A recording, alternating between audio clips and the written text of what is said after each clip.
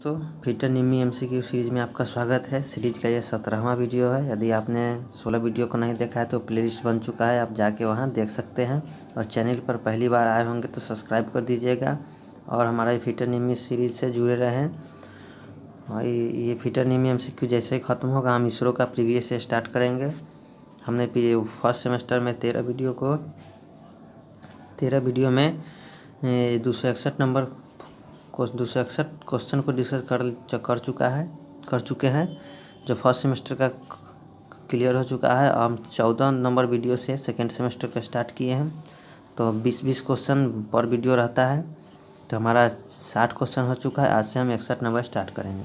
चलिए स्टार्ट करते हैं। ये देखिए, ये ऑपरेशन जो बता रहा है, ये ऑपरेशन क्या है? ड्रिलिंग है, स्पॉट फेसिंग है, काउंटर सिंकिंग है या काउंटर बोरिंग है? तो ये हमारा कॉज कौन हो जाएगा? तो ये हमारा काउंटर बोरिंग हो जाएगा, क्योंकि काउंटर बोरिंग ये किए गए होल को बड़ा कर रहा है हल्का। काउंटर सिंकिंग ऐसे होता है हमारा, काउंटर सिंकिंग जो होता है हमारा होल को ऐसे करता है, ये शेप में रहेगा 120 डिग्री में। स्पॉट फेसिंग होता है कि फ्लैट सीट पर बोल्ट के हेड को स्थान देने के लिए फ्लैट स्पॉट फेसिंग करते हैं, जो फ्लाई कटर से करते हैं। और ड्रिलिंग जो हम जानते हैं कि ड्रिल करते हैं। तो इसका आंसर क्या हो जाएगा? तो इसका आंसर हमारा हो जाएगा डी काउंटर बोरिंग। चलिए नेक्स्ट क्वेश्चन की ओर चलते हैं। 62 नंबर क्या कह रहा है? यदि ड्रिल आकार छिद्र आकार से बड़ा है तो क्या है? ड्रिल तेज नहीं है, फीड दर अधिक है, काटने की गति बहुत अधिक है या कर्तन किनारे असमान कोण है? तो हमारा इसका क्या आंसर हो जाएगा? एक कर्तन किनारे असमान कोण, मतलब कटिंग एंगल इसका है, इसका कटिंग एज असमान है, इक्वल नहीं है, इसलिए ये ज़्यादा होल बड़ा कर देता है। ड्रिल आकार से बड़ा कर, जैसे 10 mm का ड्रिल है, इसका कटिंग एंगल समान नहीं रहेगा, तो हो सकता है ये 11 mm कर दे, 12 mm कर दे ये। तो इसका आंसर हो जाएगा डी, ये इसका आंसर डी। चलिए 63 नंबर की ओर चलते हैं हम। क्या कहा है 63 में? चूड़ी के दोनों सतहों के जुड़ने वाली शीर्ष रेखा को क्या कहते हैं? रूट, क्रेस्ट, फ्लैंक या पिच? तो देख लिए हम, चूड़ी फ्री हैंड स्केचिंग बना रहे हैं। चूड़ी ऐसे ऐसे ऐसे होता है। ये देखिए, ये जो नीचे वाला भाग होता है उसको हम रूट बोलते हैं, रूट। और ऊपर वाला होता है उसको क्रेस्ट बोलते हैं। यही पूछ रहा है कि रूट और क्रेस्ट के बीच मिलने वाली जो ये रेखा होती है इसको क्या कहते हैं? इसको हम फ्लैंक बोलते हैं, फ्लैंक बोलते हैं। और ये जो दो दांतों के बीच की दूरी होती है उसको हम पिच कहते हैं। और यहाँ से बीच में ये जो गहरा होता है, कितना गहरा है, इसको हम डेप्थ कहते हैं। और इसको ये देखिए, इसको हम माइनर डायमीटर बोलते हैं। इसको यहाँ चूड़ी के क्रेस्ट से लेकर नीचे वाला क्रेस्ट तक इसको नापेंगे तो मेजर डायमीटर होगा।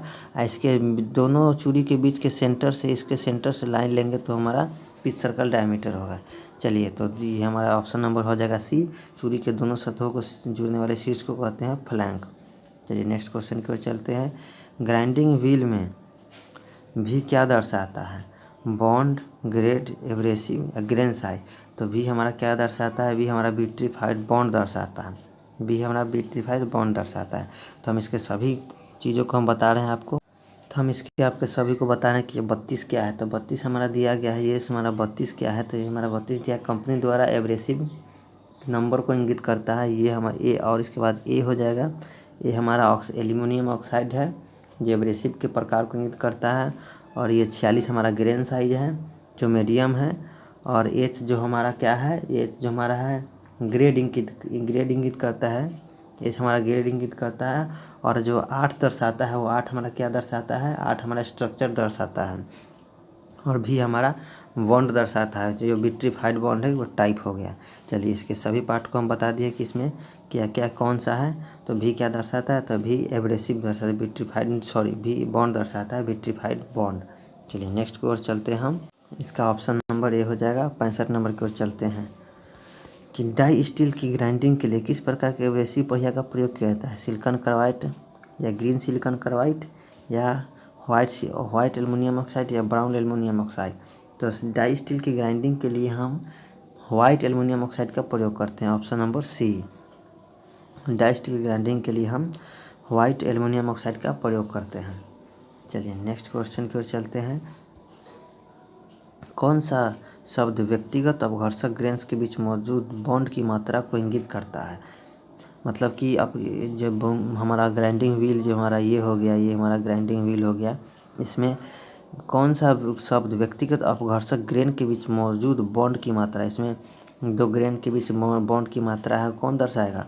ग्रेन साइज, ग्रेड, एब्रेसिव या स्ट्रक्चर। तो हमारा स्ट्रक्चर दर्शाएगा कि हमारा डेंस है या ओपन है। डेंस में दूर दूर हो जाएगा, ओपन में पास पास होता है। ये जो होता है स्ट्रक्चर उसी को बोलते हैं। स्ट्रक्चर दूर होता है डेंस और ओपन, हम बताते हैं आपको अभी। डेंस में क्या होता है? डेंस में दो प्रकार के होते हैं। हमारा स्ट्रक्चर दो प्रकार के होते हैं, एक होता है डेंस, दूसरा होता है ओपन। डेंस में होता है 1 से 8 होता है और ओपन में 9 से 16 होता है। कि दो मतलब 1 से 8 मतलब कि एक मान लीजिए 1 सेंटीमीटर है तो उसमें हमारा कितना दांत होगा? तो उसमें एक एक अंतर 1 mm के अंतराल पर हमारा दांत होगा। और ये 9 से 16 है, उतना अंतराल पर दांत होगा। तो सबसे ज़्यादा अच्छा रहेगा हमारा 1। डेंस में बहुत नज़दीक नज़दीक दांत रहते हैं, उसी को हम बॉन्ड की मात्रा को इंगित करता है, वही हमारा स्ट्रक्चर हो जाएगा। Option number D. चलिए 67 की ओर चलते हैं। ये हमारा क्या दर्शा रहा है? वर्नियर माइक्रोमीटर में एक्स क्या दर्शा रहा है? तो इसके सभी बातों को हम बताते हैं। ये मेन स्केल दर्शा रहा है, ये नीचे थिम्बल डिवीज़न दर्शा रहा है, सॉरी सब डिवीज़न दर्शा रहा है। ये हमारा थिम्बल डिवीज़न दर्शा रहा है, ये हमारा वर्नियर डिवीज़न दर्शा रहा है। तो वर्नियर डिवीज़न कहाँ है? वर्नियर डिवीज़न हमारा डी ऑप्शन नंबर में है। चलिए 68 नंबर की ओर चलते हैं हम। 68 नंबर क्या कह रहा है कि टेलीस्कोपिंग गेज में एक्स के रूप में चिन्हित भाग का नाम क्या है? ये टेलीस्कोपिंग गेज है, इसका एस के चिन्हित भाग क्या है? स्प्रिंग है, हैंडल है, फिक्स लेग है या टेलीस्कोपिंग गेज है? तो ये हमारा क्या हो जाएगा? ये हमारा टेलीस्कोपिंग गेज है और इसी के अंदर हमारा स्प्रिंग रहता है और ये हमारा फिक्स लेग हो जाता है। तो ये हमारा टेलीस्कोपिंग गेज है, इसके अंदर स्प्रिंग रहता है। तो ऑप्शन नंबर हमारा डी हो जाएगा। चलिए नेक्स्ट क्वेश्चन की ओर चलते हैं। 69। चलिए ये हमारा बहुत अच्छा क्वेश्चन है। इस टूल का नाम क्या है? ये इस टूल का नाम क्या है? रीमर है, स्पॉट फेसिंग है, काउंटर सिंगिंग टूल है या काउंटर बोरिंग टूल है? तो हम आपको बताए थे पिछले फर्स्ट क्वेश्चन में ही कि काउंटर बोरिंग का हमारा एंगल कैसा होगा? ऐसे होगा। तो ये देखिए हमारा ऐसे है, वी शेप में, जो 120 डिग्री का बनाता है हमारा होल एंगल। तो हमारा कौन हो जाएगा? ये काउंटर सिंकिंग टूल हो जाएगा। सी। काउंटर बोरिंग टूल किए गए होल में बड़ा होल बनाएगा तो काउंटर सिंकिंग हो जाएगा।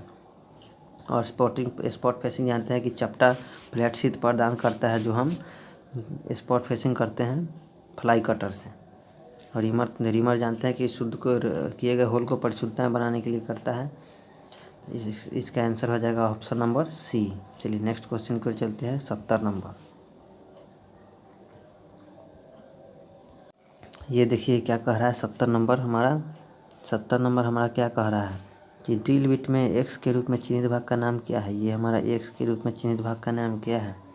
ये पूछे या हमारा यहाँ से ये पूछे तो क्या हो जाएगा? तो हमारा पॉइंट एंगल हो जाएगा। ये हमारा पॉइंट एंगल हो जाएगा। Option number C. ये हमारा पॉइंट एंगल हो जाएगा। तो इसका आंसर हो जाएगा C, option number C, point angle. चलिए नेक्स्ट की ओर चलते हैं। 71 नंबर। ये क्या दर्शा रहा है? रीमर के एक्स भाग के चिन्हित का नाम क्या है? चलिए हम आपको बताते हैं। तो इस भाग को दर्शाने के लिए हम आपको पूरा निम्मी के बुक में ले चलते हैं, इसमें सारा पार्ट्स क्लियर करके हम आपको बताते हैं। चलिए हम यहाँ बुक में आ चुके हैं। अब हमको बताते कौन सा पार्ट्स हमको पूछा गया था। तो हमारा ये वाला पार्ट्स हमको क्वेश्चन में पूछा गया था कि इस भाग को क्या बोलते हैं हम। तो ये देख लीजिए, हमारा इस भाग को फेस बोलते हैं, ये भाग फेस कहलाएगा। और ये भाग हमारा हिल कहलाएगा, ये भाग हमारा फ्लैंक कहलाएगा, ये हमारा मार्जिन कहलाएगा, ये हमारा नेगेटिव डेक एंगल कहलाएगा, ये हमारा फ्लूइड कहलाएगा। तो ये हमारा ये सभी पार्ट्स था। इसको देख लीजिए कि अगली बार यदि कोई भी पूछे, जैसे कि यही पूछ दे किसको क्या बोलते हैं, तो अगले क्वेश्चन में तो ये क्लियर हो जाएगा ना कि हम बता चुके हैं। या ये फ्लूइड पूछ दे, या मार्जिन ही पूछ दे, या नेगेटिव डेक एंगल ही पूछ दे, या फेस तो पूछ ही दिया है इस बार, अब अगला में कहीं हील पूछ दे। तो इसको ध्यान में रखिएगा, इसको हील बोलते हैं, इसको फेस बोलते हैं। ये हमारा फ्लैंक होगा, ये हमारा मार्जिन होता है, ये हमारा नेगेटिव डेक एंगल होता है, ये हमारा फ्लूइड होता है। तो आप चाहते हैं तो इसको स्क्रीनशॉट ले सकते हैं। चलिए तो हम अब चलते हैं अपने क्वेश्चन की ओर। ये तो हम अपने क्वेश्चन की ओर आ चुके हैं। तो इसमें एक्स को पूछा था वो क्या है हमारा, तो हमारा फेस हो जाएगा ऑप्शन नंबर ए। चलिए इसको हम पूरा फुल्ली क्लियर कर चुके हैं। अब नेक्स्ट क्वेश्चन की ओर चलते हैं। 72 नंबर भी आई है क्वेश्चन। ये हर एग्जाम में लगभग पूछता है, बहुत बार ये रिपीट हुआ है क्वेश्चन। कौन सा कोण ड्रिल के रेक कोण को निर्धारित करता है? हेलिक्स कोण, कोर एंगल, पॉइंट एंगल या चीजल एज एंगल? तो ड्रिल के रेक एंगल को हमारा हेलिक्स एंगल प्रदान करता है, ऑप्शन नंबर ए। इसको आप लोग रट लीजिए, ये साला बहुत पूछता है। कौन ड्रिल के रेक कोण को दर्शाता है? तो हेलिक्स एंगल, रेक एंगल को दर्शाता है हेलिक्स एंगल। चलिए नेक्स्ट क्वेश्चन की ओर चलते हैं हम। नेक्स्ट क्वेश्चन है हमारा, डाया 15 mm रिमिंग छेद के लिए ड्रिल आकार क्या है? तो हम इसको न्यूमेरिकल बनाते हैं, 1 मिनट। तो ये देखिए डाया 15 mm के लिए रिमिंग कैद करना है, तो हम इसके लिए एक फार्मूला आपको देते हैं कि ओवर साइज जो हमारा होता है, 1 मिनट यार, देखिए हमारा ओवर साइज जो होता है हमेशा 0.05 mm ही होता है। ओवर साइज हमेशा 0.05, इसमें कोई ना घटेगा ना बढ़ेगा। और रिमिंग किए जाने वाले होल के अनुसार हमारा अंडर साइज बढ़ता है। होल के अनुसार हमारा अंडर साइज बढ़ता है। जैसे कि 0 से 5 mm है, 1 मिनट, 0 से हमारा 5 mm है, तो हमारा अंडर साइज इसके लिए हो जाएगा 0.1 से 0.2 तक हो जाएगा, mm तक, 2 mm हम ये हमारा सारा डायमेंशन हमारा मिलीमीटर में होगा। और वही 5 से हो जाएगा 5 से 20 mm तक, तो हमारा क्या हो जाएगा 0.2 से 0.3 तक, ठीक है। अब 21 से mm से लेकर 50 mm तक होगा, तो उसके लिए हमारा 0.3 mm से लेकर 0.5 mm हमारा अंडर साइज हो जाएगा। और 50 mm से ऊपर के लिए हमारा अंडर साइज होता है 0.5 से 1 mm तक, 0.5 से 1 mm तक होता है हमारा अंडर साइज। तो ये हमारा छिद्र का होल साइज था, होल साइज रिमिंग किए जाने वाला होल साइज, 1 मिनट, रिमिंग किए जाने वाले होल साइज है। और ये हमारा अंडर साइज है। और ओवर साइज हमेशा फिक्स होता है 0.05, 0.05। तो तो हमारा इसमें कौन सा पूछ रहा है 15 mm के लिए। तो ये देखिए 5 से 20 mm के लिए हम कितना रखे हैं 0.0 से 0.03। तो 20 mm लास्ट नहीं पूछा, 15 पूछा, तो 15 के लिए हम 0.02 लेते हैं। तो चलिए हम आपको करके बता, तो हम आपको फार्मूला में बता चुके हैं कि रीमर ड्रिल साइज RDS बराबर होता है reamer size minus under size plus over size. तो रीमर साइज हमारा कितना है 15 mm माइनस अंडर साइज कितना है, अंडर साइज हम जानते हैं कि अंडर साइज हमारा कितना होगा 0.2, इसको 0.020 लिख सकते हैं इसको। माइनस ओवर साइज हमेशा फिक्स रहता है प्लस, और ओवर साइज हमारा प्लस रहता है 0.05। तो ये हमारा क्या हो जाएगा 15 में से 0.25, 1 मिनट, 0.25 घट जाएगा, तो हमारा क्या हो जाएगा 14.75। तो हमारा 14.75 हमारा आंसर हो जाएगा रीमर ड्रिल साइज।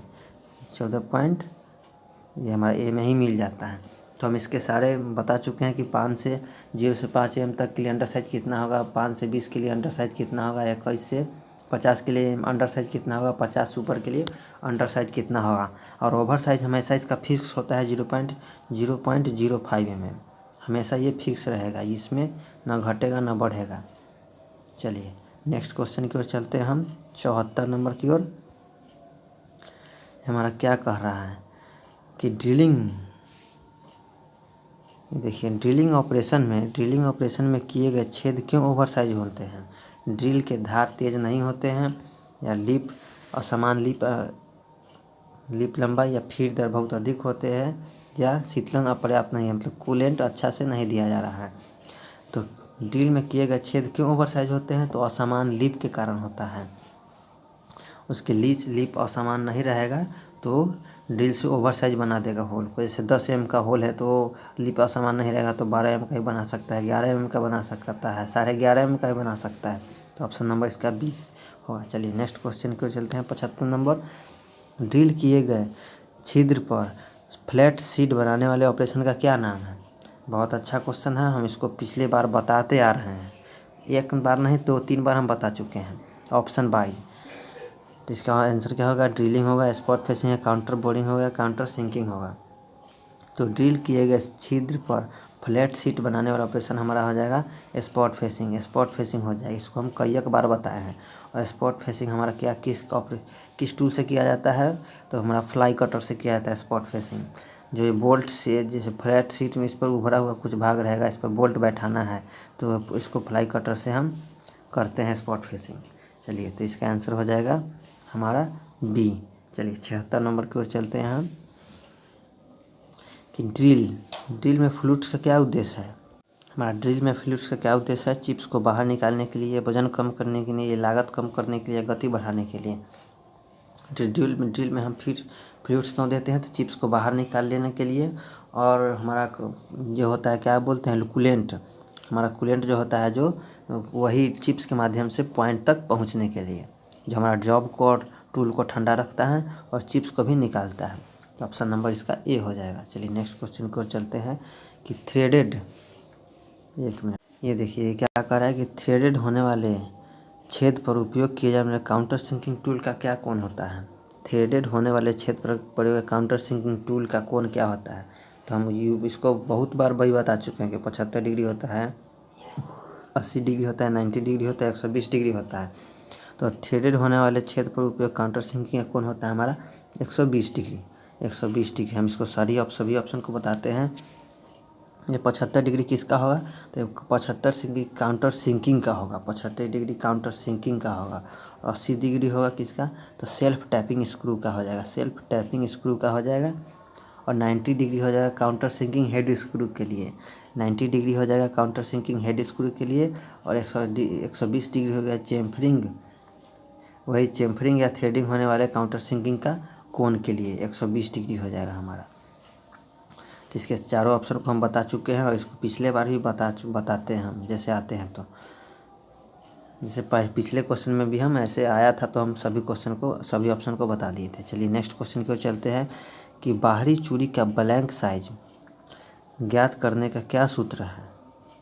बाहरी चूड़ी ब्लैंक साइज का क्या सूत्र है, D-P/10, D+P/10, D×P/10 या D/P/10। तो ऑप्शन नंबर इसका ए हो जाएगा, ये हो जाएगा D-P/10, D-P/10।